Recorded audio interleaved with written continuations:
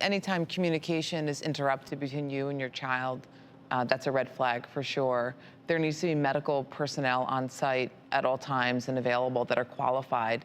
The program needs to be able to, without hesitation, provide you licensure credentials, things that vouch for any adult that may come in contact with your child. Another red flag is if there are other program participants that are responsible for enforcing any rules or sanctions or treatment of your child, that is an absolute no. Many programs use peers to provide treatment or peer discipline. That is a no. That is a non-negotiable.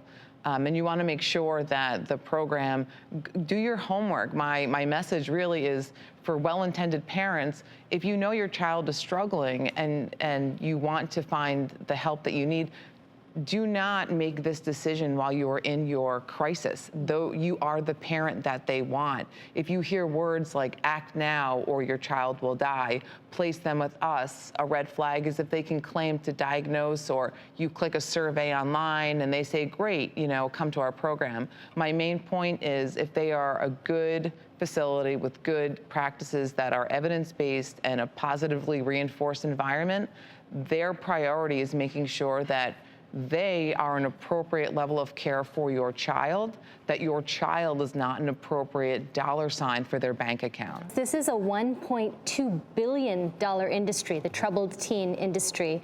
There's 17,000 residential treatment centers out there for teens, so you really have to be so wary and really know these red flags, because like you said, not every parent is ill-intentioned, and kids are hard. The other thing, too, I want to just add is we're talking about kids who are still school-age kids.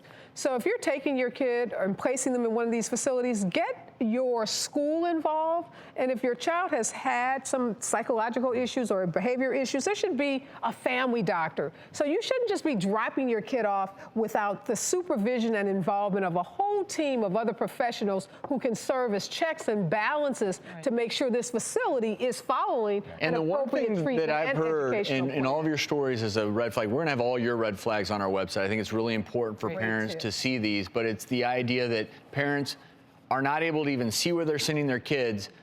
They want money, yet you can't see what's going on.